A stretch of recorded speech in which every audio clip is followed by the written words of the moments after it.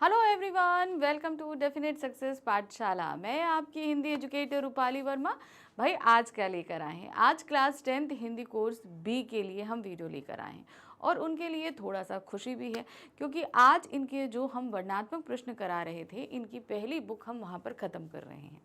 यानी कि आज हम करने वाले हैं इनकी स्पर्श भाग 2 बुक के आखिरी अध्याय यानी कि कारतूस के वर्णनात्मक प्रश्न। ठीक है, अब आप में से बहुत सारे बच्चे होंगे कि मैम अरे ये तो बुक ख़त्म हो गई, अब क्या होगा? अब इसके बाद हमारी सेकंड बुक शुरू होगी, यानी कि हमारी सेकंड बुक जो कि संचयन है, जिसमें मात्र 3 हमारे पास अध्याय हैं, उन अध्यायों के हम करेंगे वर्णनात्मक प्रश्न। तो ज़रा बहुत अच्छे से करेंगे क्योंकि अब ये तो हमारा लास्ट अध्याय हो जाएगा, हम कर लेंगे। तो अब आपके पास इतना सफिशिएंट मटेरियल है कि आप अपने एग्ज़ाम्स की तैयारियां अच्छे से कर सकते हो और बाकी 3 अध्याय कराने में हमें कोई वक्त नहीं लगेगा। ठीक है, अब जो बहुत सारे अभी और भी उनके पास होगा कि अरे मैम जब वो 3 क्वेश्चन, जब 3 चैप्टर ख़त्म हो जाएंगे उसके बाद, भाई अब इसके बाद शुरू होगी एग्ज़ाम्स की प्रैक्टिस जो अभी तक हम कर रहे थे। अभी तो भाई एग्ज़ाम पेपर में सिर्फ क्वेश्चन आंसर्स तो नहीं आते कि ऑब्जेक्टिव क्वेश्चन और सब्जेक्टिव क्वेश्चन आगे काम खत्म। भाई लेखन है, व्याकरण है, इनके पिछले साल के पेपर्स हैं, आने वाले सैम्पल पेपर्स हैं, इन सबको अभी कराना है मुझे। तो अभी तो बहुत सारा काम है और अभी हमारे पास टाइम भी बहुत है। तो इन सारी चीज़ों को अभी हमें करना है लाइन अप। ठीक है, तो अभी तो फिलहाल अभी हमारे पास जो ये 4 चैप्टर हैं इनको हम कर लें, यानी कि एक हमारा इस स्पर्श बुक का चैप्टर और इसके बाद 3 चैप्टर हमारे संचयन बुक के। फिर उसके आगे की प्लानिंग हम आपको बताते हुए चलते हैं कि क्या क्या हमें करना है। सोचा तो हमने बहुत कुछ है, देखते हैं टाइम रहते हम सारी चीज़ें आपके लिए लेकर आ सकें। ठीक है, चलिए आज हम कर रहे हैं अपनी स्पर्श भाग 2 बुक के गद्य खंड और इस पुस्तक के अंतिम अध्याय, वो है आपका कारतूस। बात करें अगर कारतूस की तो यहाँ पर हम वज़ीर अली की बात कर रहे हैं। वज़ीर अली एक बहुत ही जाबाज हम जो है अवध का शासक मानेंगे, जिसे अंग्रेज़ों ने अपने लालच के चलते, और शहादत अली जो वज़ीर अली का चाचा था उसने अपने लालच के चलते उन्हें वहाँ से अपदस्थ किया और जो है बनारस लाकर रख दिया। लेकिन वज़ीर अली अंग्रेज़ों से बहुत ज़्यादा नफ़रत करता था, इसलिए उसने वहाँ पर भी एक वकील की हत्या करी और वहाँ से फ़रार होकर चला आया गोरखपुर के जंगलों में। उसकी प्लानिंग जो है उसके अकॉर्डिंग वो नेपाल जाकर अपने लिए एक पूरी सेना इकट्ठा करके वापस अंग्रेज़ों पर आक्रमण करना चाहता था और अपने साथ मिलाना चाहता था अफ़गानिस्तान के शाह जमा को। ठीक है, जिसके ज़रिए इन सब मिलकर वो भारत से अंग्रेज़ों के शासन को ख़त्म करना चाहते थे। तो देखिए, अंग्रेज़ों के खिलाफ भारतीयों ने हर मोर्चे पर लड़ाई लड़ी। तो ऐसा कोई हम नहीं कहेंगे राजा है या कोई शासक है, कोई सिपाही है जिसने अंग्रेज़ों को इस देश से निकालने के लिए प्रयत्न नहीं किया। बात यह है कि उनमें से कुछ कहानियाँ तो हमारे सामने आईं और कुछ कहानियाँ बहुत ज़्यादा बढ़ा चढ़ा कर कही गई, तो कुछ के नाम तक हमें मालूम नहीं। तो अक्सर हम ऐसे जब साहित्य को खंगालते हैं तो हमें बहुत सारे ऐसे संघर्ष देखने को मिलते हैं।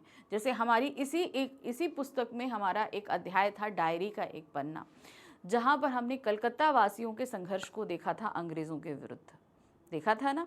उसी तरीके से यहाँ पर हम अवध के जो हटाए गए शासक वज़ीर अली के संघर्ष को देख रहे हैं। ठीक है, तो पूरा पाठ हमने पढ़ा हुआ है। आप में से जिस किसी ने भी इस चैप्टर को नहीं पढ़ा है उसका डिटेल एक्सप्लेनेशन ऑलरेडी हमारे चैनल पर अवेलेबल है, उसे जाकर ज़रूर देखिए, क्योंकि जब तक आप चैप्टर नहीं समझेंगे आप क्वेश्चंस आपको कोई भी समझ में नहीं आने वाले। इवन अगर आपके सामने क्वेश्चन बदल भी दिया जाए तो आप आंसर नहीं लिख पाओगे।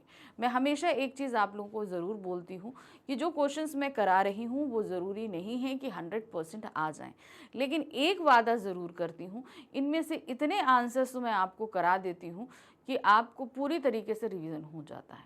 और इतने टाइप के क्वेश्चंस कराती हूँ कि क्वेश्चंस बदल भी दिए जाएं तो उनका आंसर बनाने में आपको समय नहीं लगेगा। मेन होता है प्रैक्टिस। अंदर क्या चीज़ें हैं वो आपको अगर पता है तो आप अगर क्वेश्चन बदल भी दो तो उनके आंसर बनाने में आपको समय नहीं लगेगा। तो मैं आपको वो एज इट इज़ क्वेश्चंस नहीं करा रही, एज इट इज़ आंसर नहीं करा रही, लेकिन हाँ इतने टाइप्स के क्वेश्चन के प्रैक्टिस ज़रूर कराऊंगी कि अगर इधर उधर से चीज़ें आपको बदल भी दी जाएं तो आप अपने आप में इतना कैपेबल रहो कि उनका आंसर लिख सको, ठीक है। क्योंकि यहाँ रटने जैसा काम हम कुछ नहीं कराते, हम चीज़ों को समझा कर आपको आगे लेकर चलते हैं, ठीक है ना। चलिए बढ़ते हैं भाई आज के हम वीडियो पर। आज हम कर रहे हैं class 10th Hindi course B की हमारी बुक है स्पर्श भाग 2 गद्य खंड का 7वां और पुस्तक का 14वां अध्याय है कारतूस। ये चैप्टर हमने पढ़ा हुआ है, detail explanation, NCERT solution, DPP solution, multiple choice questions, यानी कि अभी तक 4 बार इस चैप्टर को हम पढ़ चुके हैं, आज 5वीं बार हम पढ़ने जा रहे हैं, ठीक है। इसके करने जा रहे हैं मोस्ट इंपॉर्टेंट क्वेश्चन यानी कि वर्णनात्मक प्रश्नों को, ठीक है। चलिए शुरू करते हैं। प्रश्न संख्या 1 है। अच्छा एक चीज़ और बता दूं, हमेशा बता रही हूं आपको हर वीडियो में कि इस बुक से पूछे जाने वाले प्रश्न आपके लघु उत्तरीय प्रश्न रहेंगे। इन प्रश्नों में आपके पास में जितने भी आंसर्स लिखने आएंगे वो 25 to 30 वर्ड्स के ही आएंगे, ठीक है, ध्यान रखना। 25 to 30 वर्ड्स के ही लिखने के लिए आएंगे और 2 नंबर के पूछे जाएंगे। अब बहुत सारे क्या मैम लॉन्ग क्वेश्चन नहीं आएंगे, लॉन्ग क्वेश्चंस भी आएंगे, लेकिन आपकी वो दूसरी बुक यानी कि संचयन भाग 2 से आएंगे, जहाँ से आपके दीर्घ उत्तरीय प्रश्न आएंगे। तो अभी जब वो पुस्तक कराएंगे तो मैं आपको सारी चीज़ें उसकी भी डिटेल समझाऊंगी। पहला प्रश्न है, पाठ्यक्रम में पढ़ी एकांकी द्वारा सिद्ध कीजिए कि मुट्ठी भर आदमी भी बड़ी फौज पर काबू पा सकते हैं।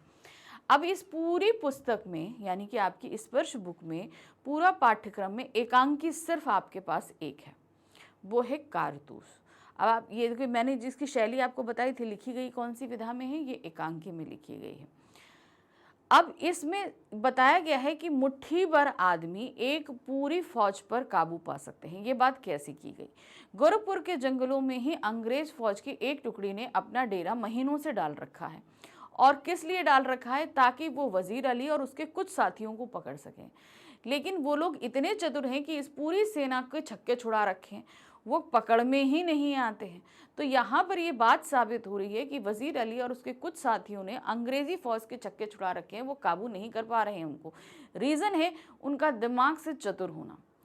अगर मान लो अंग्रेजी फौज को पता चलता है कि भाई वजीर अली और उसके जो नुमाइंदे हैं वो यहाँ पर हैं, तो अगर वो वहाँ तक पहुँचते हैं तब तक वो लोग वहाँ से निकल लेते हैं। तो इस तरीके से वो लोग अपने दिमाग से काम करते हुए आगे जो बढ़ रहे हैं, इसके चक्कर में वो अंग्रेजी सेना के पकड़ में नहीं आ रहे हैं। यह एकांकी दृढ़ता और साहस का प्रतीक है कि किस प्रकार व्यक्ति अपनी इच्छा शक्ति और सामर्थ्य से अपने लक्ष्य को प्राप्त कर पाने में सक्षम है, ठीक है, किस तरीके से वो सारे काम कर सकता है। एकांकी में वजीर अली को एक शूरवीर और जाबाज योद्धा के रूप में दर्शाया गया है। किसके रूप में दिखाया गया है? कि वो बहुत शूरवीर है और जाबाज योद्धा है, जो दुश्मनों के खेमे में जाने से भी नहीं हिचकता। यानी कि अगर दुश्मनों के पास जाना है तो वो वहां जाने से भी नहीं डरता है। उसकी सही नीतियां और निरंतर परिश्रम उसे विजयी बनाते हैं।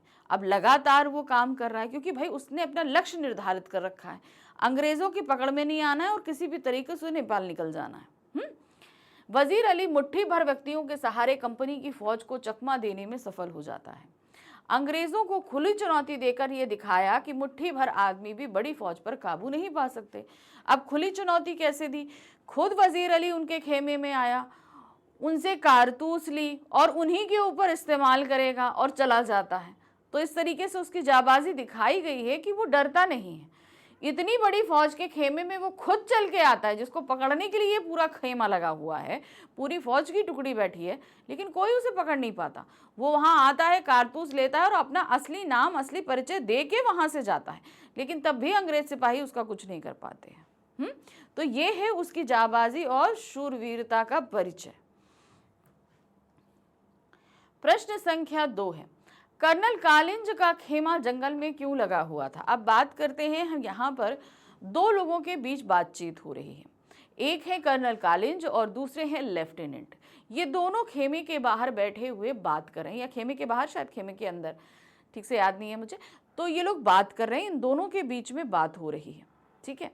अब इन दोनों के बीच जो बातचीत हो रही है उसका टॉपिक है वजीर अली, ठीक है। क्यों? क्योंकि उस वजीर अली को पकड़ने के लिए ये लोग बहुत टाइम से इस जंगल में खेमा डाले बैठे हैं।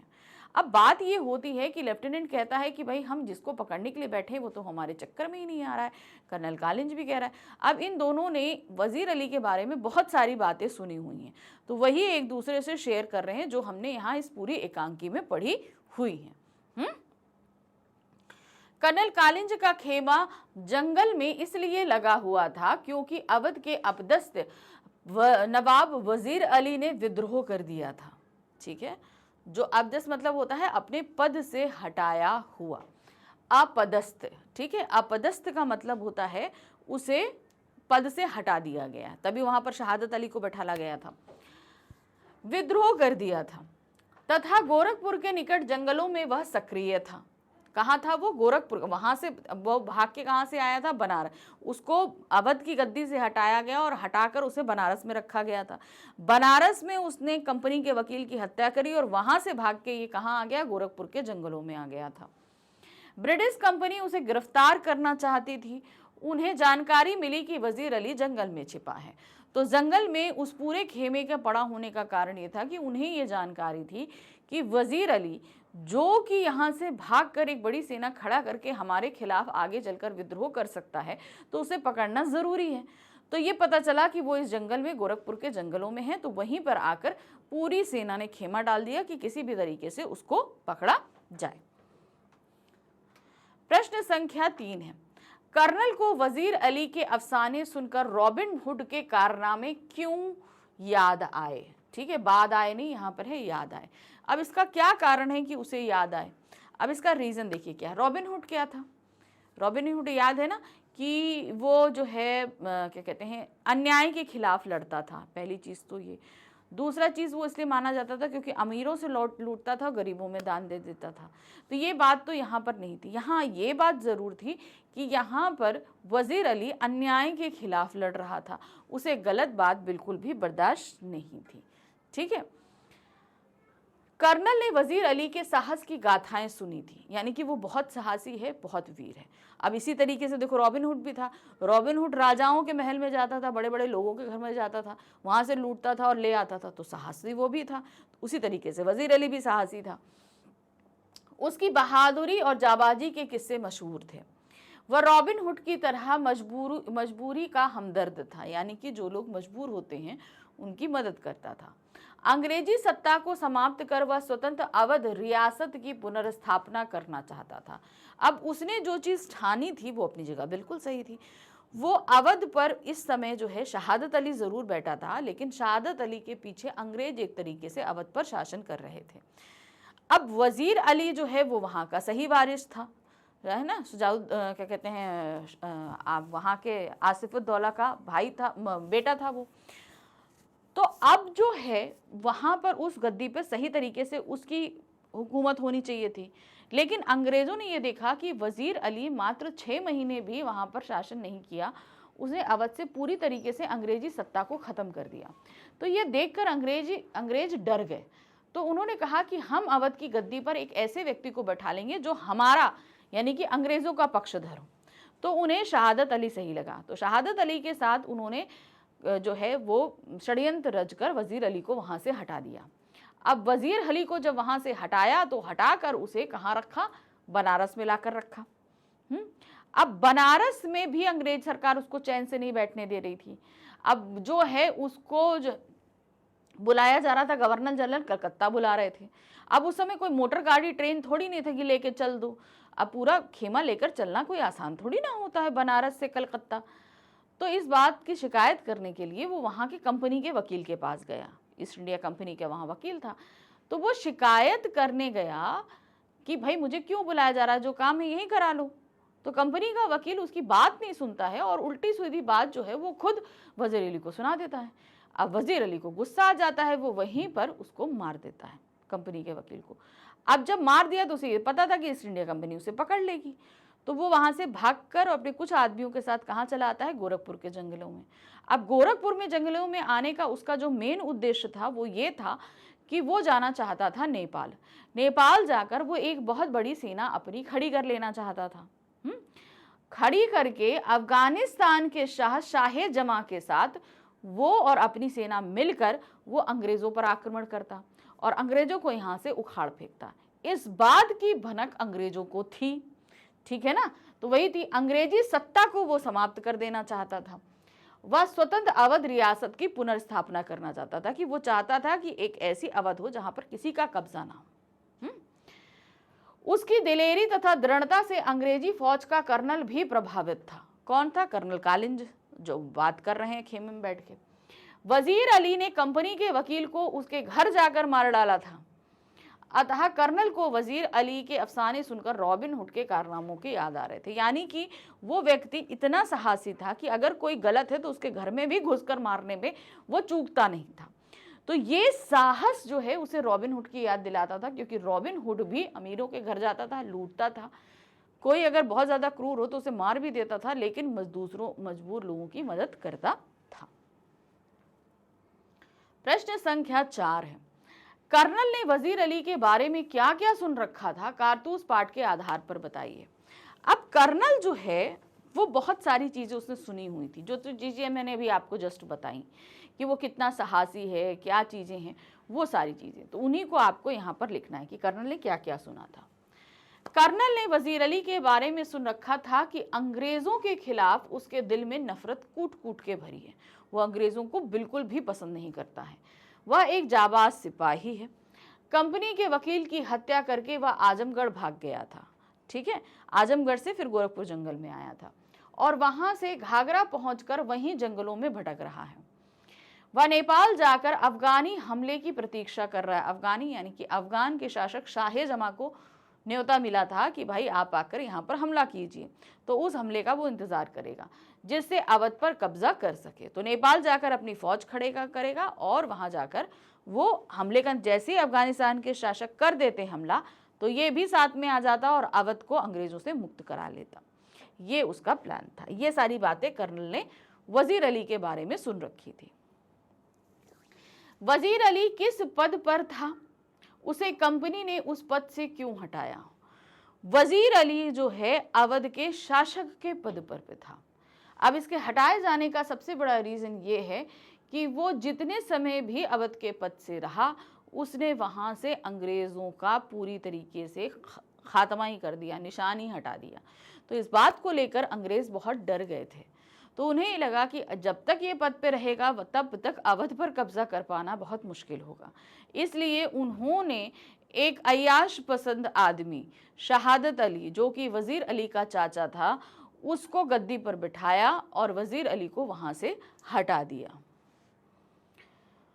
वजीर अली को अवध के नवाब का पद मिला था। उसे कंपनी ने जबरदस्त पद से हटाया था, यानी कि जबरदस्ती पद से हटा दिया था, क्योंकि कंपनी उसे अपने लिए खतरा मानती थी तथा अपना शत्रु समझती थी। वह अपने किसी चाटुकार व्यक्ति को उस पद पर बैठाना चाहती थी जिससे कंपनी को लाभ हो, क्योंकि शहादत अली जो है वो ऐशो आराम पसंद व्यक्ति था।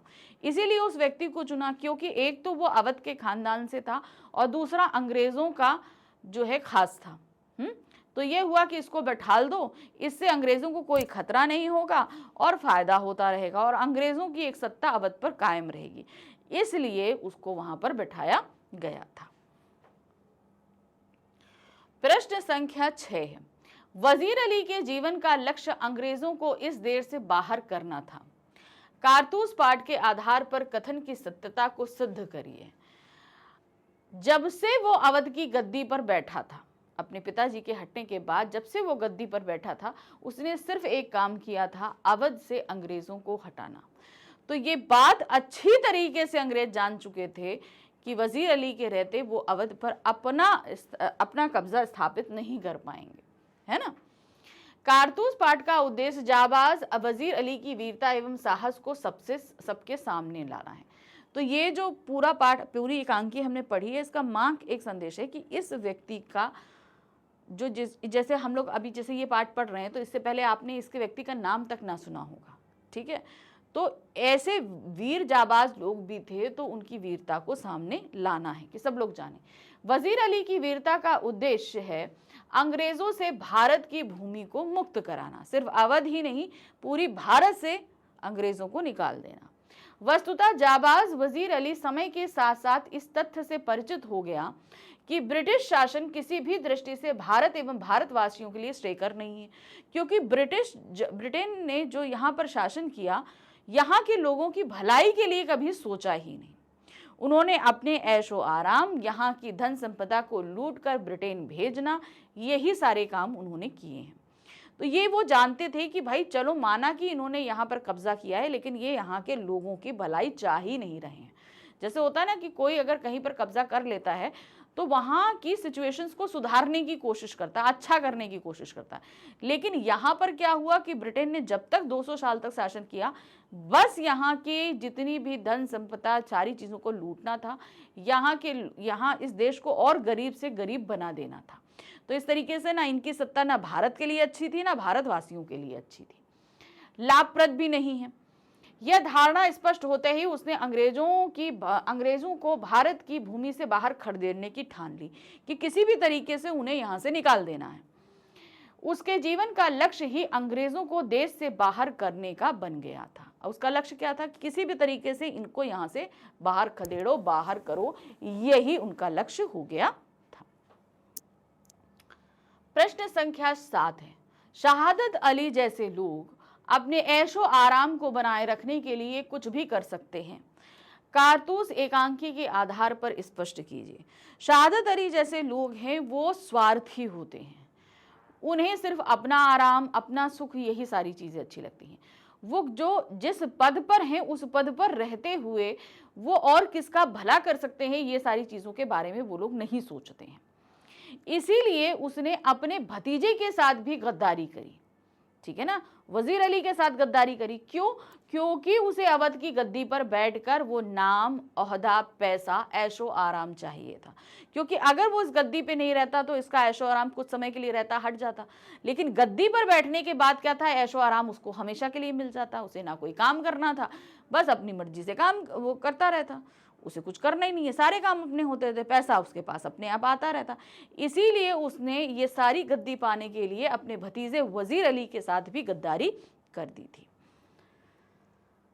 कारतूस एकांकी के आधार पर शहादत अली अंग्रेजों का मित्र और एक बेहद ऐशो आराम पसंद आदमी है, ठीक है। अगर इस एकांकी के हिसाब से देखें तो वो अंग्रेजों का बहुत चहेता है, ठीक है। क्यों? क्योंकि वो अंग्रेजों के पक्ष में रहता है, उनके पक्ष में रहकर बात करता है।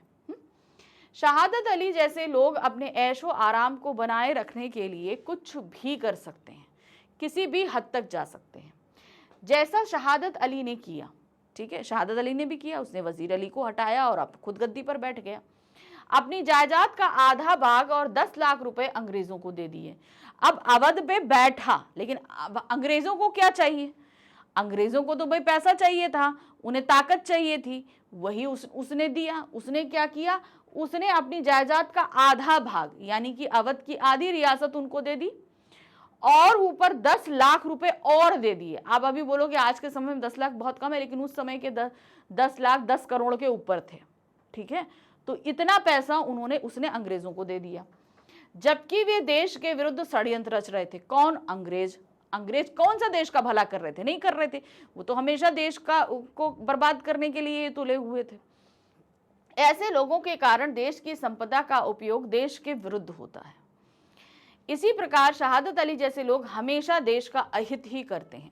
तो आप ये यकीन मानिए कि अंग्रेजों के समय सिर्फ शहादत अली नहीं, ऐसे बहुत सारे लोग हुए जो भारतीय होते हुए अंग्रेजों के साथ थे और उन्होंने अंग्रेजों को, तभी तो भाई अंग्रेज इतने टाइम तक हमारे देश में सरवाइव कर पाए, क्योंकि उनकी एक नीति थी, फूट डालो शासन करो, ठीक है। साम दाम दंड भेद हर एक तरीका उन्होंने अपनाया भारत पर शासन करने के लिए। तो सिर्फ शहादत अली नहीं, ऐसे बहुत सारे लोग थे हमारे भारत में जिन्होंने अपने फायदे के लिए, अपने स्वार्थ के लिए अंग्रेजों का साथ दिया और इसी के चलते अंग्रेज इतने साल तक भारत पर रह पाए। अगर एक भारतीय भी उनका सहयोग ना करता, उनका साथ ना देता, तो मानकर चलिए अंग्रेज 10 साल 5 साल से ज्यादा 5-10 साल से ज्यादा किसी भी इस देश पर कब्जा करके रख ही नहीं सकते थे, इतना विद्रोह होता। जो विद्रोह 1947 पे कामयाब हुआ वो बहुत पहले कामयाब हो गया होता, सिर्फ अगर ऐसे स्वार्थी लोग ना होते तो। प्रश्न संख्या 8 है, शाह-ए-जमां कौन था? उसे वजीर अली ने भारत आने के लिए क्यों आमंत्रित किया था? शाह-ए-जमां अफगानिस्तान का शासक था, ठीक है। वजीर अली ने उसे भारत पर आमंत्रित किया था अंग्रेजों पर आक्रमण करने के लिए, कि अंग्रेजों पर आकर आप भाई यहाँ पर सब जगह अंग्रेजों का कब्जा था, हर कोई ये चाहता था कि अंग्रेज यहाँ से निकल जाए, लेकिन क्या होता था, एकजुटता नहीं थी। अब उनके लिए क्या होता, एकजुटता होगी तभी ये काम बन पाएगा।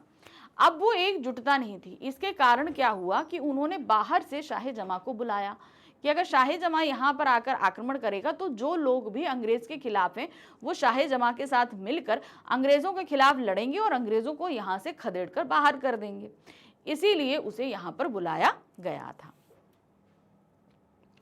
अफगानिस्तान के बादशाह को हिंदुस्तान पर हमला करने के लिए वजीर अली ने बुलाया, क्योंकि वजीर अली की इच्छा थी कि शाह-ए-जमां की मदद से पहले अवध के शासन पर कब्जा करें, उसके पश्चात अंग्रेजों को हिंदुस्तान से बाहर भगाने की कोशिश करें। तो यहाँ पर सिर्फ अवध से कब्जा हटाने की बात नहीं थी, पूरे हिंदुस्तान से अंग्रेजों को खदेड़ने की बात थी। तो कहते हैं ना कि भाई एक साथ तो हम सब जगह नहीं आ सकते, तो एक एक करके जब हम हासिल करेंगे ना तभी तो हम पूरे पे कब्जा कर पाएंगे। तो उन्होंने कहा कि सबसे पहले हम अवध रियासत पे अगर, क्योंकि अवध रियासत वजीर अली की खुद की थी, अगर वो वहां पर हमला कर देता, वहां अवध पर सबसे पहले अवध को अगर छुड़ा लेता तो क्या होता, वहां की जितनी सेना है वो वजीर अली को मिल जाती, क्योंकि वो तो उसका अपना राज्य था, पूरी सेना उसके साथ वफादार रहती, पूरी सेना उसको मिलती। इस तरीके से शाह-ए-जमां के साथ एक फौज और मिल जाती। तो जैसे जैसे जो टेरिटरी आज़ाद होती रहती, वहाँ की सेना मिलकर जो है वो क्या कहते हैं, आगे बढ़ते हुए पूरे देश से अंग्रेज़ों को बाहर निकाल देती, है ना। तो ये उनकी प्लानिंग थी, इसीलिए अफगानिस्तान के शासक जो हैं शाह-ए-जमां को यहाँ पर वजीर अली ने बुलाया था। प्रश्न संख्या 9 है, कर्नल ने खतरनाक आदमी किसे और क्यों कहा है? अब कर्नल किसको खतरनाक आदमी को बोलेगा? जाहिर सी बात है वजीर अली को बोलेगा, है कि ना। तो चलिए देखते क्या। कर्नल शमशुद्दौला को खतरनाक आदमी कह रहा है क्योंकि वह अंग्रेजों का दुश्मन था, उन्हें हिंदुस्तान से बाहर फेंकना चाहता था, ठीक है। तो शमशुद्दौला जो है वो भी अंग्रेजों को वजीर अली की तरह ही यहाँ से बाहर फेंकना चाहता था। उसने अंग्रेज को हिंदुस्तान से बाहर निकालने के लिए अफगानिस्तान के बादशाह शाह-ए-जमां को हिंदुस्तान पर हमला के लिए आमंत्रण दिया, ताकि वे दोनों मिलकर हिंदुस्तान को अंग्रेजों के शासन से मुक्त करा सकें। तो देखिए अब इसमें खाली वजीर अली का हाथ में, जैसे मैंने बोला ना कि बहुत सारी रियासतें ऐसी थीं उस समय जो अंग्रेजों के आधिपत्य से मुक्त होना चाहती थी, लेकिन उनके पास इतनी ताकत नहीं थी कि वो अंग्रेजों से युद्ध कर सकें, इसीलिए उन्होंने शाह-ए-जमां को इनवाइट किया था। अब इसमें वजीर अली भी थे और शमशुद्दौला थे। वजीर अली इसलिए खतरनाक नहीं था क्योंकि उसके पद से उसे हटा दिया गया था, लेकिन शमशुद्दौला अभी भी अपने पद पर था, इसलिए वो ज्यादा खतरनाक था क्योंकि उसके पास अभी भी ताकत थी। लेकिन वजीर अली को हटा दिया गया था, लेकिन उसके पास ताकत नहीं थी। अब आते हैं प्रश्न संख्या 10। कारतूस नाटिका में कर्नल ने वजीर अली की प्रशंसा में क्या कहा और क्यों? ठीक है, अब वजीर अली की बात अगर करें तो वो बहुत ही जाबाज सिपाही है, तो उसकी प्रशंसा तो दुश्मन भी करते थे, है ना। तो देखते हैं क्या कहा। कारतूस नाटिका में कर्नल ने वजीर अली की प्रशंसा में कहा कि वह एक जाबाज सिपाही है। जाबाज सिपाही का मतलब क्या होता है पहले आप बताओ? बहुत ही बहादुर। अब बहादुर व्यक्ति जो अपने आप पर यकीन करे, दूसरे किसी से ना डरे, सामने वाला चाहे जितना बहादुर हो, चाहे जितना बड़ा हो, चाहे जितना मजबूत हो। क्यों? क्योंकि ऐसे व्यक्ति जब सामने वाला शत्रु बहुत ताकतवर हो ना, तो उस समय हम अपना जो है ना मोरल डाउन कर देते हैं। जाहिर सी बात है, अगर हमारे सामने बहुत ताकतवर व्यक्ति है, बहुत पैसे वाला है, तो अक्सर ये होता है कि हमको लगता है कि अरे मेरी ताकत तो उसके सामने कुछ है ही नहीं, तो मैं उससे क्यों लड़ूं, है ना, ये होता है। लेकिन ऐसे व्यक्ति जब देखते हैं, जो लोग जाबाज और बहादुर होते हैं, सामने अगर ऐसे व्यक्ति को देखते हैं जो हमसे ज़्यादा ताकतवर है या हमसे ज़्यादा पैसे वाला है, तो वो लोग अपने दिमाग के साथ काम करते हैं, क्योंकि दिमाग से बड़ा जो है वो कुछ भी नहीं होता। तो वो दिमाग का इस्तेमाल करते हैं और दिमाग का इस्तेमाल करते हुए वो अपनी बहादुरी को उनके सामने भी साबित कर देते हैं। अब सोचिए, इतनी बड़ी फौज, अंग्रेज कम थे, इतने ज्यादा थे, लेकिन वो सिर्फ एक जिसे पद से हटाया गया नवाब है उसको पकड़ने के लिए पूरी सेना जंगल में बैठी है। यानी कि वो व्यक्ति ताकतवर भले ना हो लेकिन दिमागदार था, इसलिए अंग्रेज उससे डरते थे और उसे पकड़कर जेल में डाल देना चाहते थे। तो वही चीज यहाँ पर बताई गई है कि इसलिए उसको जाबाज और बहादुर कहा गया है, क्योंकि वो अपने सामने जिस शत्रु को देख रहा है वो शत्रु इतना बड़ा है, इतना शक्तिशाली है, लेकिन तब भी वो उससे डरता नहीं है। ये सबसे बड़ी बात थी। कर्नल वजीर अली को जाबाज या बहादुर सिपाही इसलिए मानता था क्योंकि वह लंबे समय तक उनके हाथ नहीं आ रहा था। अब सोचो, इतनी बड़ी फौज, मुट्ठी भर वजीर अली, 4-5 लोग, और उनमें से एक को नहीं पकड़ पा रहे हैं। तो अब ये कैसे पॉसिबल है? जाहिर सी बात है कि वजीर अली और उसके साथियों के पास दिमाग अंग्रेजों से ज्यादा है। बहादुरी है, दिमाग है, तो भाई आपके दिल में उतना जज्बा है, पकड़ के दिखाओ। कोई पकड़ नहीं पा रहा था। एक अकेले व्यक्ति ने ब्रिटिश शासन की एक पूरी फौज को परेशान कर रखा था। तो यहाँ पर अंग्रेज शासन इसलिए उसे कह रहे थे क्योंकि भले वो अकेला आदमी है, मुट्ठी भर 4-5 लोग हैं, लेकिन इतनी बड़ी फौज को छगा के रखा हुआ है, इसलिए उसको जाबाज कहा जा रहा था। प्रश्न संख्या 11 है, वजीर अली किस बात पर गवर्नर से चिढ़ गया और उसका गुस्सा किस तरह फूटा? कारतूस नाटिका के आधार पर लिखिए। अब क्या हुआ कि जब वजीर अली को अवध से हटा दिया गया तो उसे कहाँ रखा गया? बनारस में रखा गया। अब बनारस में वो था, गवर्नर उसको बुला रहा है कहाँ? कलकत्ता। वो एक क्या कहते हैं, शासक रहा है। अब उसे आप एक अर्दली की तरह हमेशा इधर से उधर थोड़ी ना बुलाते रहोगे, उसका भी अपना मान सम्मान है। अब और उस समय भाई ट्रैवलिंग भी इतनी आसान नहीं थी, एक जगह से दूसरी जगह ट्रैवल करना। जैसे आजकल तो भाई हवाई जहाज हैं, गाड़ियां हैं, उस समय तो क्या होता था, हाथी घोड़े लेकर, फौज लेकर चले जाओ, ये हुआ करता था। तो वही चीज़ थी। तो उसको वजीर अली को ये लगा कि भाई अगर मुझसे कोई काम है गवर्नर को, तो ये बात वो बनारस में भी बोल सकते हैं, बनारस में भी करवा सकते हैं, इसके लिए वो मुझे कलकत्ता क्यों बुला रहे हैं? अब इस बात का गुस्सा तो था उसके अंदर। इसकी शिकायत करने के लिए वो बनारस में ही ईस्ट इंडिया कंपनी के वकील के पास पहुंच गया कि भाई गवर्नर से आप ये कहिए कि जो काम है वो मुझे यहाँ बोल दें, मुझे क्यों कलकत्ता बार बार बुलाते रहते हैं। ठीक है, एक तो उसका ईगो ऐसे ही हर्ट हुआ था क्योंकि उसे उसकी गद्दी से हटाया गया था, ऊपर से अंग्रेज उसे बंदर की तरह नचा रहे थे, तो ये उसे और गुस्सा आ रही थी। अब क्या हुआ कि अब जो कंपनी के वकील से उसने शिकायत करी, कंपनी का वकील भी वही वकील, एरोगेंट, उसके अंदर इतना ज़्यादा ईगो। अब उसने वजीर अली की बात ना सुनी, भाई वो जो कह रहा है तो सुनो तो उसकी बात नहीं सुनी, और उल्टा उसको 10 बातें और सुनाने लगी। अरे भाई तुमको गद्दी से हटा दिया गया, तुम जाओ ना, वहाँ गवर्नर है, उनसे मैं कैसे बात करूँ, मतलब और उल्टी सीधी बातें उससे करी। अब एक तो उसके अंदर पहले ही गुस्सा था वजीर अली के अंदर, दूसरा उस ईस्ट इंडिया कंपनी के वकील ने इतना जब कहा तो उसका गुस्सा ज्वालामुखी की तरह फट गया वजीर अली का, और उसने उसी समय कंपनी के वकील की हत्या उसी के ऑफिस में कर दी। इस तरीके से उसने अपना गुस्सा सारा निकाल दिया। वजीर अली को उसके पद से हटाने के बाद बनारस भेज दिया गया।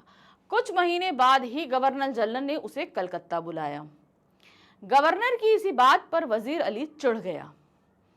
उसने बनारस में रह रहे वकील के पास जाकर उससे पूछा कि गवर्नर जनरल उसे कलकत्ता क्यों बुलाया है, परंतु वकील उसकी बात को अनसुना कर देता है।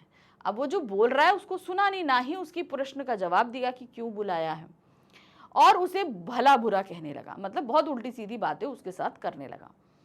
वजीर अली अंग्रेजों और उसके मददगारों से नफरत करता था, अंग्रेजों से तो बहुत करता था। उसने गवर्नर का गुस्सा वकील पर निकाला और खंजर यानी चाकू से वकील की हत्या उसी समय उसी के ऑफिस में कर दी। इस तरीके से उसका गुस्सा फूटा। प्रश्न संख्या 12 है, कारतूस एकांकी से हमें क्या शिक्षा मिलती है? अगर इस एकांकी को हम देखें ना तो हमें कई चीज़ें देखने को मिलती हैं। पहली चीज़, अगर हम दिल में ठान लें सामने चाहे जितना बड़ा शत्रु हो हम उससे मुकाबला कर सकते हैं। ये एक चीज़ होती है। मन होता है, कहते हैं ना, एक सूक्ति है, मन के हारे हार मन के जीते जीत। तो ये होता है कि पहले आप अपने मन में ठानो, वो एक चीज़ थी। तो यहाँ पर और भी बहुत सारी शिक्षाएं मिलती हैं, चलिए देखते हैं क्या है। कारतूस एकांकी हमें अन्याय के विरुद्ध आवाज़ उठाने की शिक्षा मिलती है। वजीर अली का चरित्र हिम्मत और बहादुरी से लड़ने की प्रेरणा देता है कि नहीं, सामने चाहे जो हो हम बहुत ही हिम्मत से लड़ेंगे। जिस प्रकार वजीर अली अपने दुश्मन शहादत अली तथा अंग्रेजों से बदला लेने की अकेले ही हिम्मत जुटा रहा था, उसी प्रकार हमें भी साहसपूर्वक अत्याचारी का सामना करना चाहिए। तो कहने का मतलब है कि हमारे सामने वाला व्यक्ति चाहे जितना शक्तिशाली है, अगर वो गलत कर रहा है तो हम अपने जज्बे के साथ उसके साथ भिड़ें तो उसको परास्त कर सकते हैं। परास्त नहीं कर सकते तो छक्के तो छुड़ा ही सकते हैं। वजीर अली इसका अच्छा खासा उदाहरण है ना। तो उसने अपनी हिम्मत के बल पर जो है अंग्रेजी सेना के छक्के छुड़ा रखे थे, बुरी तरीके से उनको परेशान कर रखा था। तो यही शिक्षा मिलती है कि अत्याचारी चाहे जितना बड़ा हो, जितना भी हो, अगर हम अपनी हिम्मत के साथ उससे लड़ते हैं तो उसे हरा सकते हैं। वजीर अली कौन था? उसकी चारित्रिक विशेषताओं का उल्लेख कर बताइए कि उसने कर्नल से कारतूस कैसे प्राप्त कर लिया।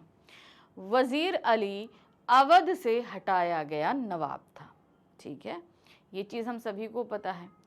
अब इसी के आधार पर आपको बताना है कि भाई उसकी चरित्र की विशेषताएं क्या थी। जाबाज था, बहादुर था, साहसी था।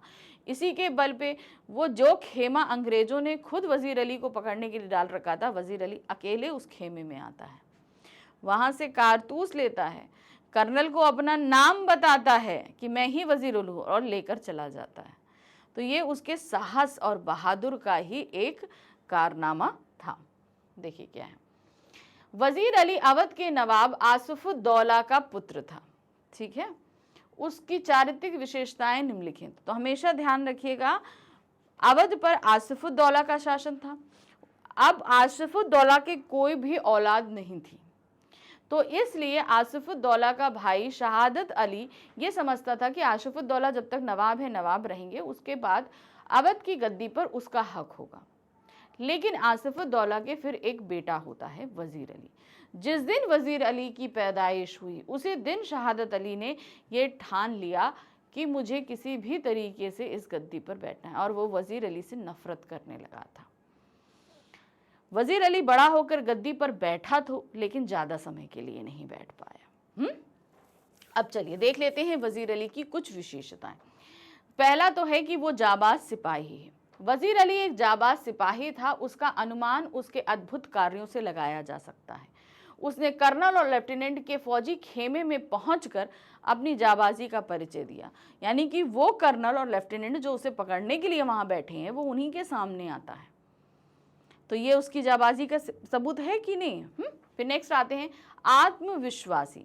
वजीर अली आत्मविश्वासी था। उसका आत्मविश्वास ही उसे कर्नल के खेमे में जाने के हिम्मत देता है और कारतूस लेकर अपना नाम बतलाकर लौटने में सहायक सिद्ध करता है। वो बोलता है कर्नल के पास पहुंचकर कि मुझे 10 कारतूस दे दो, मुझे वजीर अली को मारना है। तो कर्नल उसे कारतूस दे देता है, और उसके बाद जब उसका नाम पूछता है तो वो झूठ नहीं बोलता है, वो सच बताता है कि मैं ही वजीर अली हूँ, और वहां से निकल आता है। उसके इस कारनामे से कर्नल इतना ज़्यादा हक्का बक्का रह जाता है कि वो कुछ अटेंडेंट रिएक्शन ही नहीं कर पाता है, और तब तक वजीर अली वो वहाँ से चला जाता है। क्योंकि अगर वजीर अली जाबाज नहीं होता, उसके अंदर थोड़ा डर होता, तो वो अपना असली नाम बताता ही नहीं, वो कुछ और बता देता, है कि नहीं। और अंग्रेज उस पर विश्वास कर लेते। कौन सा उन्होंने वजीर अली को देखा था।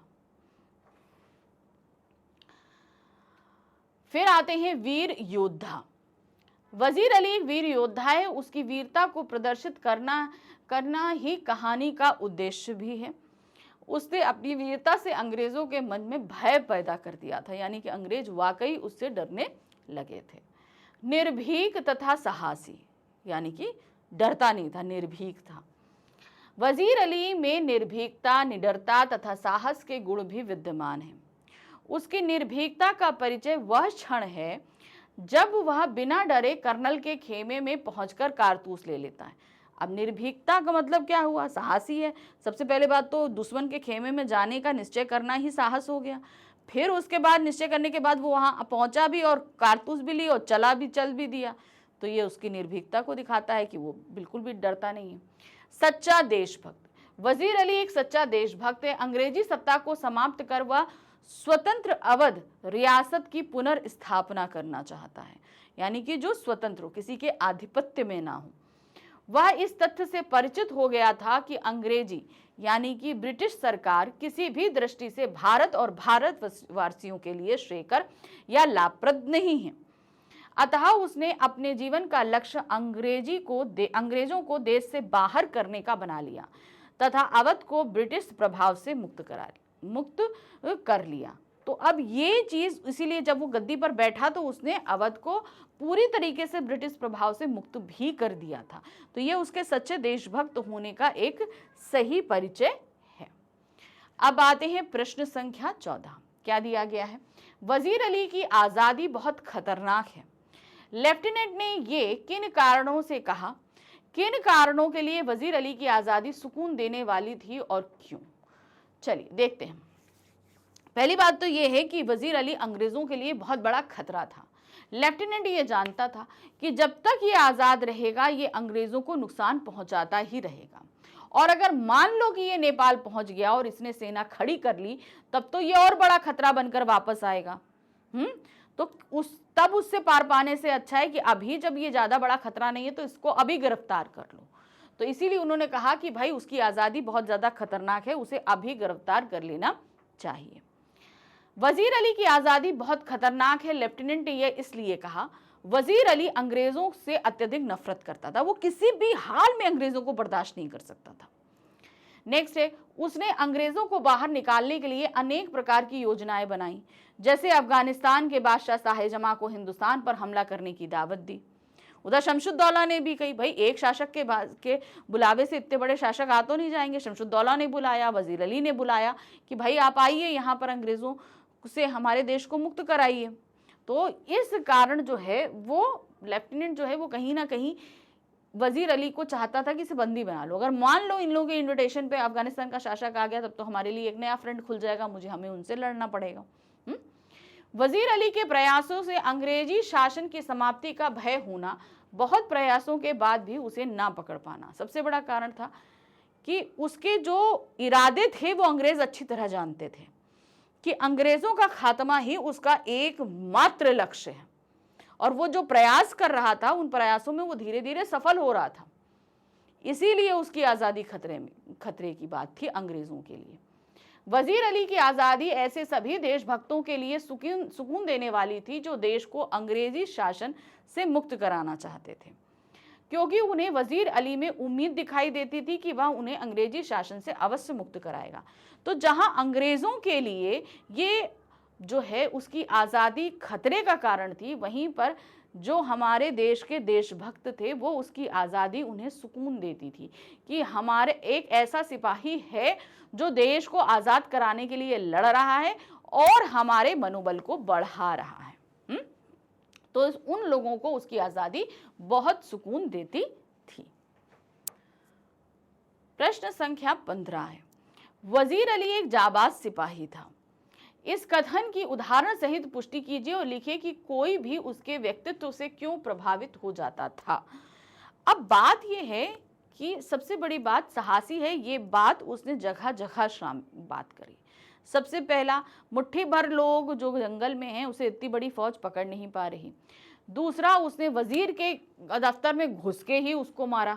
ठीक है, ये तो नहीं था कहीं और बाहर मारा, वजीर का जो दफ्तर, वकील का जो दफ्तर था वहीं पे गया और वहीं पर उसको मारा। वहां से भागा, आजमगढ़ आया, आजमगढ़ के पास जो है वो घाघरा नदी के जंगलों में छिपा हुआ था।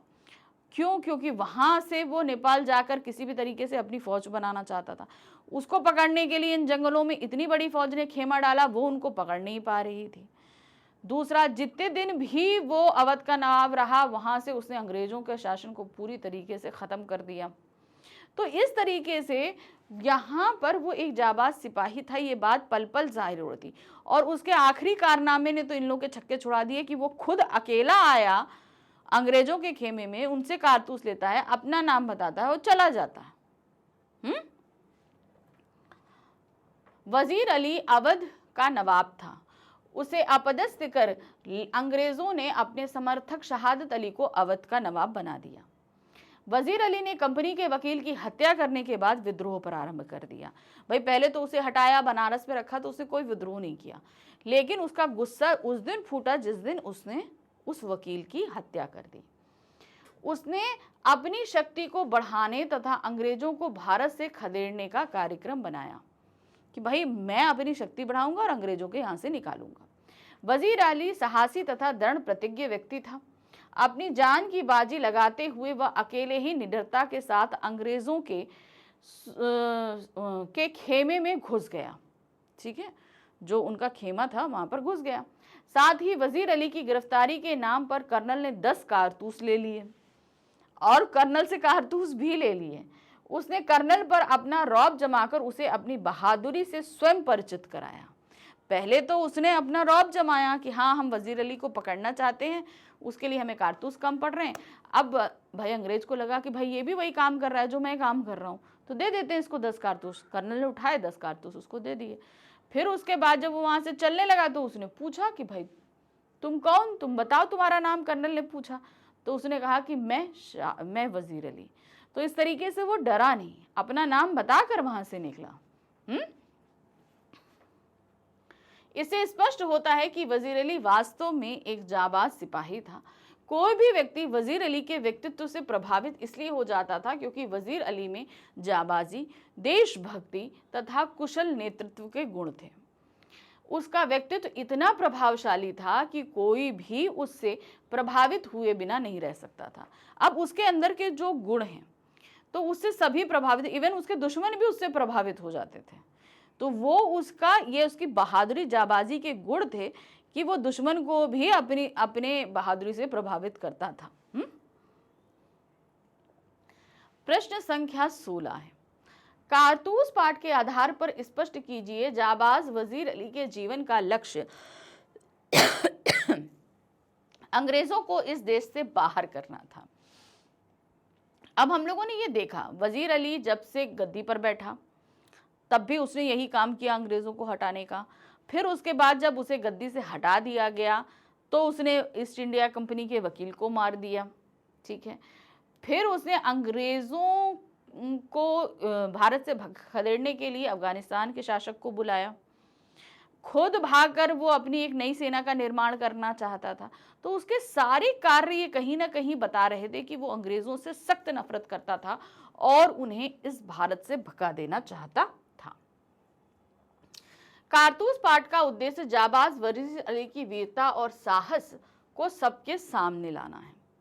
वजीर अली की वीरता का उद्देश्य अंग्रेजों से भारत की भूमि को मुक्त कराना था। वस्तुतः वजीर अली समय के साथ साथ इस तथ्य से परिचित हो गया कि ब्रिटिश शासन किसी भी दृष्टि से भारत एवं भारतवासियों के लिए श्रेयकर या लाभप्रद नहीं है। यह धारणा स्पष्ट होते ही उसने अंग्रेजों को भारत की भूमि से बाहर खदेड़ने की ठान ली। उसने अंग्रेजों द्वारा किए गए कार्यों को वो देख रहा था कि जो ये लोग कर रहे हैं वो किसी भी हद में ऐसा नहीं है जो भारत या भारतवासियों के लिए फायदे का सौदा हो, है कि नहीं। तो इसीलिए वो जान गया था कि इनको तो यहां से निकालना ही पड़ेगा किसी भी हालत में। उसके जीवन का लक्ष्य ही अंग्रेजों को देश से बाहर करने का बन गया। उसने अपनी 5 महीने की हुकूमत में ही अवध के दरबार को ब्रिटिश प्रभाव से लगभग मुक्त कर दिया था। 5 महीने सिर्फ वो अवध की गद्दी पर बैठा था, लेकिन वहां से अंग्रेजों का सफाया कर दिया। वह अफगानिस्तान के बादशाह को हिंदुस्तान के ब्रिटिश शासकों पर आक्रमण करने का निमंत्रण देता है। वह अंग्रेजी हुकूमत के खिलाफ लगातार संघर्ष करता है। उसने कंपनी के वकील का भी कत्ल किया। उसकी योजना यही थी कि वह अपनी शक्ति बढ़ाकर अंग्रेजों को भारत से निकालकर बाहर करे। इसके लिए वह अलग अलग राजाओं से मिलकर प्रयास कर रहा था। उसने अपनी वीरता या जाबाजी से अंग्रेजों के मन में एक खौफ पैदा कर दिया था। तो वो जो कार्य कर रहा था इसके कारण कहीं ना कहीं अंग्रेज उस अकेले व्यक्ति से डरने लगे थे। एक अकेला अंग्रेज नहीं, पूरा का पूरा अंग्रेजी खेमा उसके नाम से कांपने लगा था, क्योंकि वो अकेले ही इतने काम कर रहा था कि अगर उसके साथ 4 और मिल जाएं तो वो तो तबाही मचा दें। ये चीज अंग्रेजों के दिल में खौफ पैदा कर रही थी। प्रश्न संख्या 17 है, आत्मविश्वास सफलता प्राप्ति का मूल मंत्र है, कारतूस पाठ के आधार पर बताइए। आत्मविश्वास की बेहतरीन झलक हमें वजीर अली के साथ मिलती है। वजीर अली के हाथ से ताकत ले ली, सब कुछ ले लिया, लेकिन उसका आत्मविश्वास उसे अभी भी अंग्रेजों के लिए खतरा साबित कर रही थी। ठीक है ना। पहले तो अंग्रेजों को लगा कि भाई अगर इस तरीके से अवध के तख्त पे रहा तो अंग्रेजों को नुकसान पहुंचाएगा, तो उन्होंने तख्त से हटा दिया। तख्त से हटने के बाद भी वो ऐसे तांडव मचा रहा था कि जो है अंग्रेज उससे डरे हुए थे। तो वजीर अली के पास क्या था? उसके पास ताकत थी, सत्ता थी, वो छीन लिया, लेकिन उसका आत्मविश्वास तो नहीं छीन पाए ना। उसे अपने ऊपर इतना विश्वास था कि वो इतना कुछ कर गुजरता है कि अंग्रेजों को तो वो नाको चने चबवा सकता है, और वो यही कर रहा था। इसीलिए अंग्रेज उससे डरे भी हुए थे। आत्मविश्वास वह गुण है जो बड़ी से बड़ी चुनौती का भी सामना करने में हमारी सबसे अधिक मदद करता है। आत्मविश्वास का मतलब है खुद पर विश्वास कि हम ये काम कर सकते हैं। आत्मविश्वास के बल पर ही हम सामने वाले के मनोबल को कम कर सकते हैं, जैसा कि यहाँ पर वजीर अली ने कर्नल के साथ किया। वह गुण हमें कभी भी निराशा के भंवर में नहीं फंसने देता। कभी कभी यह बड़े बड़े चक्रव्यूहों से निकलने में भी सहायता करता है। तो ये आत्मविश्वास ही है। अगर हमारे पास ताकत नहीं है, हम बहुत कमजोर हैं, मान लो बहुत कमजोर हैं, लेकिन उसके बावजूद क्या होता है कि अगर हमारा आत्मविश्वास है तो हम एक बड़ी सेना पर भी भारी पड़ सकते हैं। वजीर अली अपने आत्मविश्वास के बल पर ही अंग्रेजों की आंखों में धूल झोंक देता था। वह अपने आत्मविश्वास के बल पर ही कर्नल के खेमे में अकेले जाने की हिम्मत करता और कारतूस लेकर अपना नाम बदलकर लौट भी आता। अपने इस आत्मविश्वास के कारण ही वजीर अली कर्नल द्वारा सम्मान पाने का पात्र बनता है। जब लेफ्टिनेंट कर्नल के पास आकर उससे पूछता है कि वह घुड़सवार कौन था, तो कर्नल वजीर अली को एक जाबाज सिपाही बताता है। अतः जीवन में सफलता प्राप्ति के लिए आत्मविश्वास को बनाए रखना अत्यधिक आवश्यक है। अब उसका वजीर अली का आत्मविश्वास ही था कि जिसको वजीर अली को पकड़ने के लिए मुझे अगर पता है कि मुझे पकड़ने के लिए इतनी बड़ी फौज बैठी हुई है तो मैं तो उसके पास ना फटकूं। लेकिन वजीर अली के पास इतनी आत्मविश्वास था, इतनी हिम्मत थी कि वो अंग्रेजों के खेमों में घुस जाता है, वहां से कारतूस लेता है और झूठ नहीं बोलता है, अपना नाम बताकर आता है। तो उसकी इस बहादुरी से खुद कर्नल भी बहुत चक्का रह जाता, क्योंकि उसने कभी एक्सपेक्ट किया ही नहीं था कि वजीर अली इस तरीके से उसके सामने प्रकट होगा। प्रश्न संख्या 18 है, कारतूस शीर्षक की सार्थकता स्पष्ट करते हुए नया शीर्षक सुझाइए तथा उस शीर्षक का आधार स्पष्ट कीजिए। अब जैसे इस पूरे पाठ का नाम कारतूस रखा गया है इसके लास्ट इंसिडेंट पर, जहां पर वजीर अली आकर जो है कारतूस ले जाता है। अब आपसे पूछा गया है कि आप क्या कोई शीर्षक सुझा सकते हैं, और ये शीर्षक आप किस आधार पर दे रहे हैं ये भी आपको बताना होगा। ठीक है, तो आप सभी के दिमाग में बहुत सारे आइडियाज आ रहे होंगे, बहुत सारे नाम आ रहे होंगे, तो उनके जो भी रीजन है उनको तैयार रखिए और इसके आंसर में लिख दीजिए। ठीक है, देखिए, कारतूस एकांकी का शीर्षक इसकी मुख्य घटना या फिर एकांकी के मर्म पर आधारित है। जो घटना एंड में घटी ना कि वो आता है और कारतूस लेता है, उसी पर आधारित है। एकांकी को लिखने का उद्देश्य ही जाबाज सिपाही वजीर अली की वीरता को प्रदर्शित करना है कि हाँ, इतना जाबाज सिपाही था एक, इसकी वीरता को प्रकट करना ही इस एकांकी का मुख्य उद्देश्य रहा है। उसकी वीरता का सर्वश्रेष्ठ प्रदर्शन तभी हो सकता है जब या तो युद्ध की पृष्ठभूमि तैयार की जाती और उसमें वजीर अली की वीरता का प्रदर्शन होता, या फिर वजीर अली को कायरों की तरह नहीं बल्कि वीर सिपाही की तरह ब्रिटिश सेना का प्रत्युत्तर देने की तैयारी करता हुआ दिखाया जाता। तो अगर हम वजीर अली की वीरता को दर्शाते तो उसे युद्ध भूमि में दिखाना पड़ता। ठीक है, लेकिन यहाँ पर उस कारतूस के माध्यम से बिना लड़े बिना युद्ध के एक दुश्मन के खेमे में जाते हुए दिखाया गया है ना। तो ये चीज़ एकदम सही है कि यहाँ पर बहुत बड़ी प्लॉटिंग की हमें ज़रूरत नहीं पड़ी, बस उसी प्लॉटिंग पे उसकी वीरता को दिखा दिया गया। यहाँ पर दूसरी स्थिति को भी शामिल किया गया है। इसमें उसकी निडरता या निर्भीकता तथा साहस दिखाते हुए अंग्रेजों से लोहा लेने की तैयारी को संलग्न वजीर अली कर्नल के सामने आता है और चला जाता है। ठीक है, अब वो उसने कारतूस किस लिए लिए होंगे? खुद अंग्रेजों पे चलाने के लिए लिए होंगे ना, जाहिर सी बात है। तो अब वो जिस काम में है उन्हीं से वो कारतूस लेता है और चला आता है, तो वो उसकी वीरता को दिखाता है। वजीर अली के सामने आने का बहाना कारतूस है, अतः यह शीर्षक बिल्कुल सार्थक है, जिससे वजीर अली की चारित्रिक विशेषताएं स्पष्ट होती है। एकांकी के लिए एक अन्य शीर्षक जाबाज सिपाही वजीर अली भी उपयुक्त है। ठीक है, ये भी दे सकते हैं, क्योंकि एकांकी का उद्देश्य ही वजीर अली की जाबाजी एवं साहस को उजागर करना है। तो इस पूरी एकांकी का जो उद्देश्य था उसे ही हम शीर्षक बना देते हैं, जाबाज सिपाही वजीर अली। कारतूस हटा के हम वो एक अन्य शीर्षक भी दे सकते हैं। प्रश्न संख्या 19 है, कर्नल को वजीर अली के अफसाने सुनकर रॉबिन हुड के कारनामे क्यों याद आते थे? क्योंकि रॉबिन हुड भी बहुत ही जाबाज था, बहुत ही ज्यादा हिम्मती था। वो दुश्मन के खेमे में घुसता था, उसी से सामान लूटता था और फिर चला आता था। और ये नहीं कि अपने क्या कहते हैं आइडेंटिटी को छिपाता हो, अपनी आइडेंटिटी को बता के आता था। इसीलिए यहाँ पर जो है वजीर अली को रॉबिन हुड के साथ कंपेयर किया, क्योंकि रॉबिन हुड जिस तरीके से जाबाज था, दूसरों के खेमे में जाता था, हिम्मती था, उसी तरीके से वजीर अली था। तो इसीलिए वजीर अली के कारनामे सुनकर कर्नल को, लेफ्टिनेंट को, दोनों को रॉबिन हुड की याद आ जाती है। कर्नल ने वजीर अली के साहस की गाथाएं सुन रखी थी, उसके बारे में बहुत कुछ सुन रखा था। उसकी बहादुरी और जाबाजी के किस्से मशहूर थे। वह रॉबिन हुड की तरह मजबूरों का हमदर्द था। अंग्रेजी सत्ता को समाप्त कर वह स्वतंत्र अवध रियासत की पुनर्स्थापना करना चाहता था। उसकी दिलेरी और दृढ़ता से अंग्रेजी फौज का कर्नल भी प्रभावित था। उसने कंपनी के वकील को उसके घर जाकर मार डाला था। उसने वजीर अली के अफसाने रॉबिन हुड की तरह लगते थे, यानी कि वो दुश्मन के खेमे में घुसने से डरता नहीं था। अगर उसके खेमे में घुसा है, कोई उसको परेशान कर रहा है, तो उसको मारने से भी नहीं चूकता था। तो इसीलिए उसे रॉबिन हुड जिस तरीके से कारनामे करता था, वैसे ही कारनामे यहाँ पर वजीर अली कर रहा था। इसीलिए उन दोनों को यहाँ पर एक जैसा बताने की कोशिश करी गई है। प्रश्न संख्या 20 है, शहादत अली ने वजीर अली की पैदाइश को अपनी मौत के रूप में देखा, स्पष्ट कीजिए।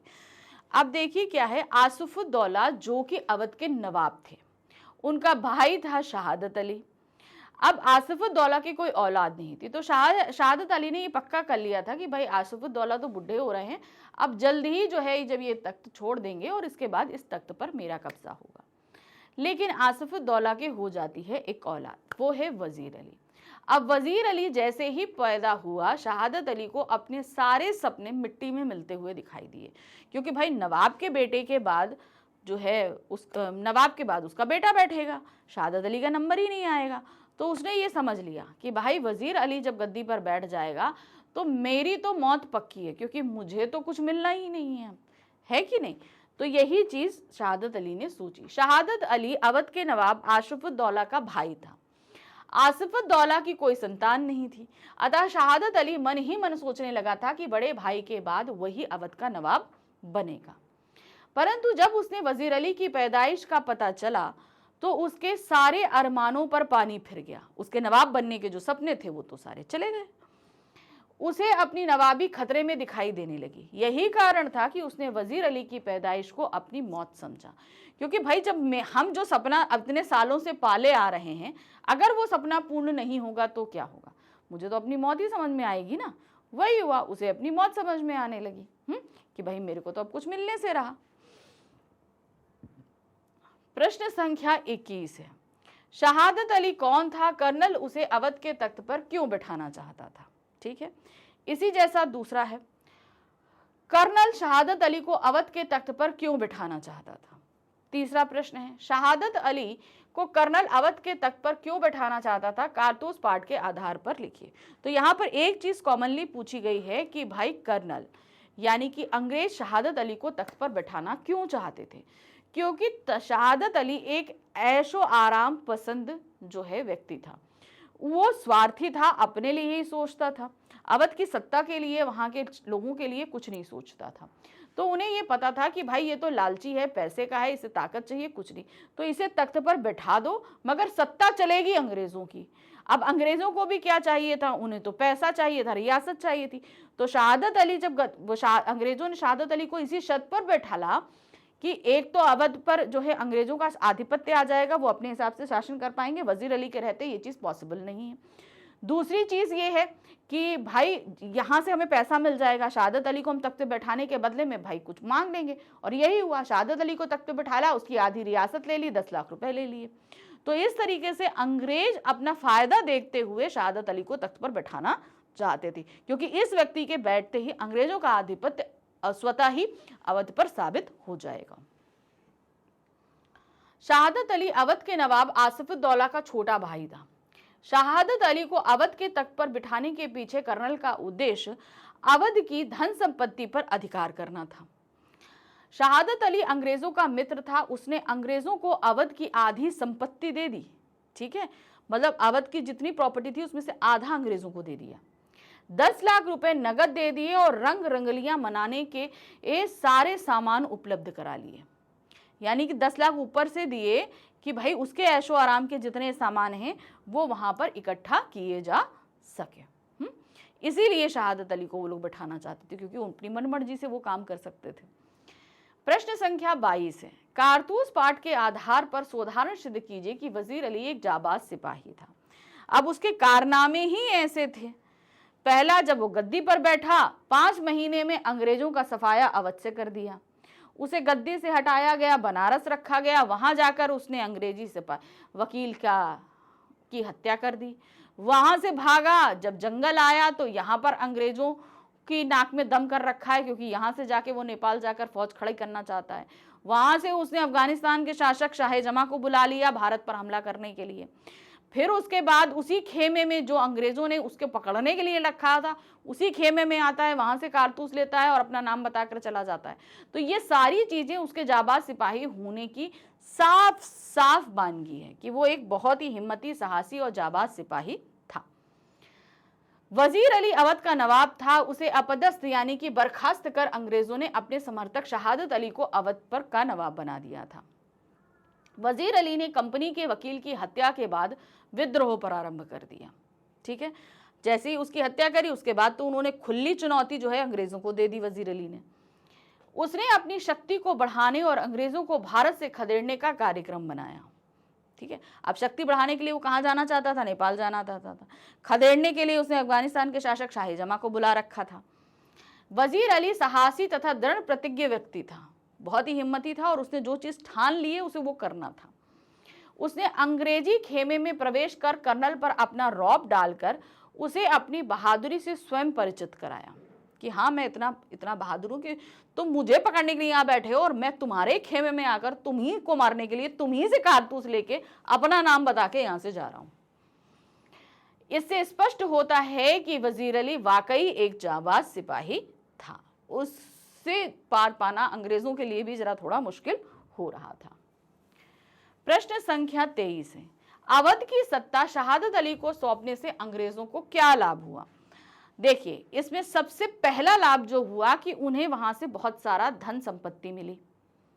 ठीक है, आधी धन संपत्ति शहादत अली ने दे दी अवध की, उसके बाद 10 लाख रुपए दिए, और उस पर उसके अलावा जो एक फायदा हुआ वो था अवध पर अंग्रेजों का राज हो गया था। जो वजीर अली के रहते वहां से इनका आधिपत्य हट गया था। तो ये सारे लाभ अंग्रेजों को हुए थे। अवध की सत्ता पर शहादत अली के हाथों सौंपने से अंग्रेजों को कई लाभ हुए। अंग्रेजों ने कंपनी के शासन की राह में बाधा बने वजीर अली को शक्तिहीन कर दिया था। तो उसकी जो ताकत, उसकी अवध की सत्ता थी, वो सभी उसके हाथ से ले ली थी। दूसरा, अंग्रेजों को अवध की आधी जायदाद और दौलत के अलावा 10 लाख रुपए नगद भी मिले थे। तो अवध की आधी रियासत मिल गई थी उनको। ठीक है, आधी संपत्ति मिल गई थी, उसके अलावा 10 लाख रुपए और मिले थे। अंग्रेजों को अनेक सुविधाएं मिली थी। ठीक है, अब जाहिर सी बात है, अवध जैसा जो टेरिटरी है वो काफ़ी ऐशो आराम पसंद, काफ़ी धन संपत्ति युक्त थी, तो वहाँ से इनको बहुत ज़्यादा आराम तलब की चीज़ें भी मिली थी। शहादत अली अंग्रेजों का चाटुकार था, वह अंग्रेजों को किसी बात का विरोध नहीं कर सकता था। अब जो कि अंग्रेजों ने उसे वहां गद्दी पर बैठाला था, तो अंग्रेज जो कुछ करेंगे वो उसे सुनना था। इस तरह अवध पर अप्रत्यक्ष रूप से अंग्रेजों का शासन हो गया था। गद्दी पर जरूर शहादत अली बैठा था, लेकिन शासन कौन कर रहा था? अंग्रेज कर रहे थे। तो ये सारे फायदे अंग्रेजों को शहादत अली को गद्दी पर बैठाने के हुए थे।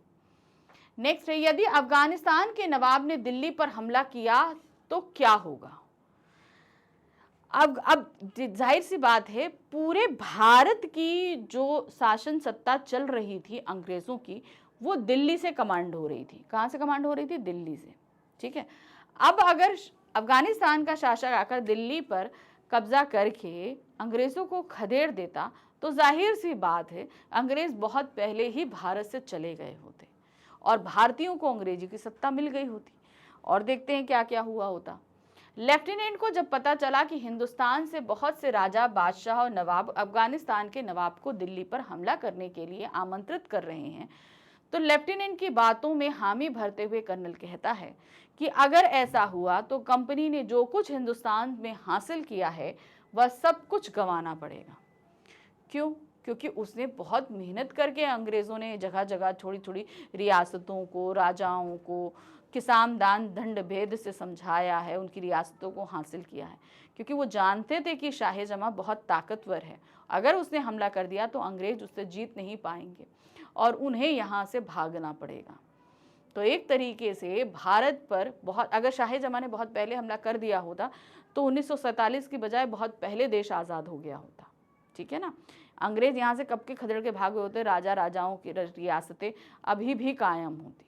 ठीक है ना। तो बहुत सारी ऐसी चीजें हैं जो बदल गई हैं। प्रश्न संख्या 25 है, कर्नल लेफ्टिनेंट को वजीर अली की किस योजना को समझाता है और उस योजना को असफल करने के क्या उपाय बताता है? अब कर्नल लेफ्टिनेंट को कौन सी योजना बता रहा है कि आखिर ये व्यक्ति वजीर अली जो भागा, ये जंगल क्यों आया?